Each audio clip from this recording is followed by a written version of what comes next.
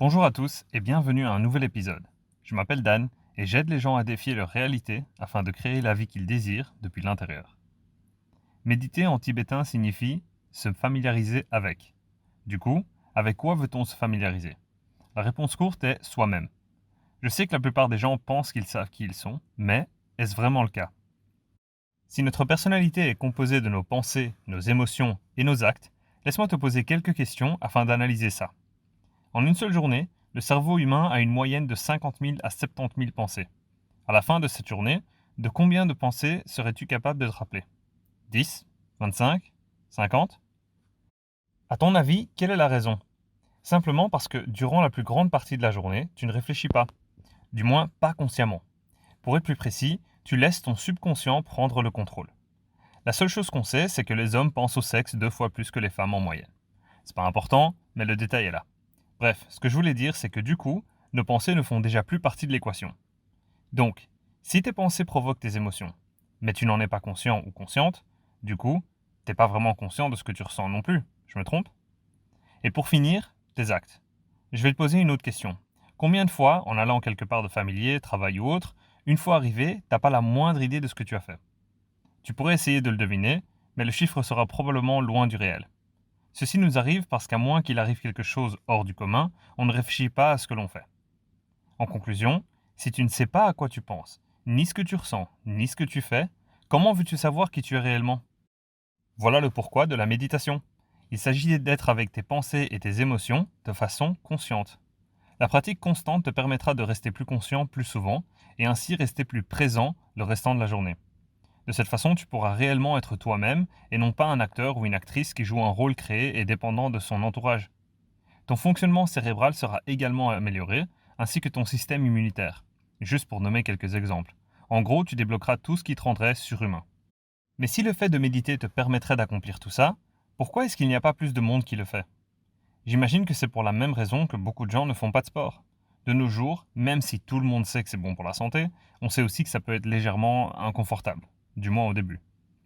Tu sais, quand tu médites pour la première fois, ton corps tente d'y résister. C'est un peu comme un premier encart. Tu sais pas trop quoi penser, ni quoi faire, ni ressentir.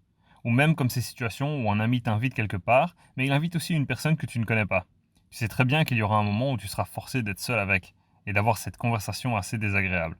Ben voilà, pareil, mais avec toi-même, parce que tu ne te connais pas. Pour tenter de rendre ce procédé un peu plus simple ou confortable, je vais te donner 5 conseils qui ont fonctionné pour moi et beaucoup d'autres personnes. Conseil numéro 1. Tu ne peux pas méditer n'importe où. Trouver un bon endroit pour méditer est primordial. Vaut mieux que ce soit pas ton lit, parce que pour méditer correctement, il faut atteindre un état d'esprit qui se trouve entre l'éveil et le sommeil. Dans cet état, ton corps dort, mais pas ton esprit. Et dans ton lit, tu risques de t'endormir. Donc cherche un endroit tranquille, où il n'y a pas trop de distractions, isolé d'autres personnes, de bruit et même d'animaux de compagnie. De préférence, tu devrais pouvoir t'asseoir bien droit ou droite. Tu peux méditer par terre en position de tailleur si ça te semble confortable, mais une simple chaise suffira. Conseil numéro 2. Débuter avec une bonne méditation guidée peut être super utile. Quand tu commences tout ça, le plus difficile c'est de savoir à quoi penser et de rester concentré. Donc la méditation guidée est une bonne solution puisqu'il suffit de suivre les instructions sans t'occuper de quoi que ce soit. Une fois que tu seras habitué et tu sens que tu as besoin de changer de méditation guidée ou même de le faire seul, tu peux. Mais je te conseille de garder ta méditation durant au moins 21 jours une fois que tu l'auras choisi. Ce qui te permettra de développer une certaine discipline et de t'habituer au procédé et de t'assurer que tu en tires tous les bénéfices. Si tu décides de le faire seul, les 2 conseils suivants te seront relativement utiles. Conseil numéro 3. Si le fait de fermer les yeux ne te suffit pas pour t'aider à te concentrer, tu peux utiliser une bougie. Regarder fixement la flamme peut t'aider à fixer tes pensées aussi. On dit que des yeux qui se promènent sont un esprit qui se promène également. Conseil numéro 4. Si tu ne trouves pas un endroit assez calme, que tu n'arrives pas à faire abstraction des bruits, tu peux utiliser des bouchons pour les oreilles ou mettre des écouteurs avec de la musique douce et relaxante, de préférence sans parole. Tu peux choisir celle qui s'adapte le mieux à tes goûts et tes besoins. Conseil numéro 5. Il y a plusieurs types de méditation. Certaines pour se guérir, d'autres pour visualiser ses buts, d'autres pour transcender ses limites, et certaines tout simplement pour se relaxer.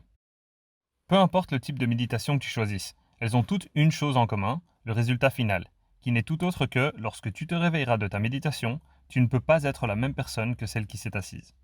Tu sais, méditer, c'est pas juste s'asseoir là en silence, sans rien faire ni réfléchir, comme beaucoup de gens le pensent.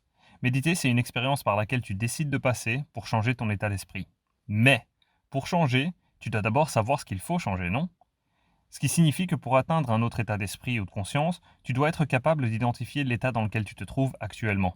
Par conséquent, avant de dépasser ton corps et de le laisser derrière durant ta méditation, tu dois t'aligner avec celui-ci, identifier le problème ou l'obstacle qui t'empêche de devenir la personne que tu veux être. Une fois que tu as fait tout ça, tu devras ressentir une émotion qui t'apporte le bénéfice que tu recherches, tout comme avoir atteint un niveau de conscience élevé afin de ne plus être esclave de tes anciennes habitudes. Parce qu'il est parfaitement possible que tu imagines avoir tout compris dans la vie, et qu'il n'y ait rien de nouveau. Mais laisse-moi te dire que tu te trompes. C'était mon cas aussi quand je le pensais. Et je pense qu'il est important de comprendre que notre potentiel de croissance et de compréhension est comme l'univers et l'énergie qu'il compose. Infini. Ce qui rend notre conscience éternelle. J'espère que tu as aimé cet épisode et qu'il t'aidera à éliminer certaines difficultés ou doutes que tu avais avec la méditation. Il est vrai qu'on cherche à s'améliorer de l'interne vers l'externe, mais ça ne veut pas dire que tu ne puisses pas aider le procédé en allant dans l'autre sens aussi. Donc prends soin de ton corps en lui donnant des ingrédients de haute qualité et libres d'impuretés pour qu'il puisse réparer les dégâts au quotidien. Jette un coup d'œil au site de Beauty Sané, mon sponsor, et découvre la grande variété dont il dispose. Le lien se trouve dans la description, tout comme mon adresse mail et mes réseaux sociaux si tu désires plus d'infos ou des réductions pour les commandes de minimum 2 boîtes. Merci infiniment de m'avoir accompagné pour cet épisode, et n'oublie pas de cliquer sur j'aime, de t'abonner et de partager avec les gens autour de toi. On se voit au prochain épisode, et comme d'habitude, paix, amour, gratitude et respect.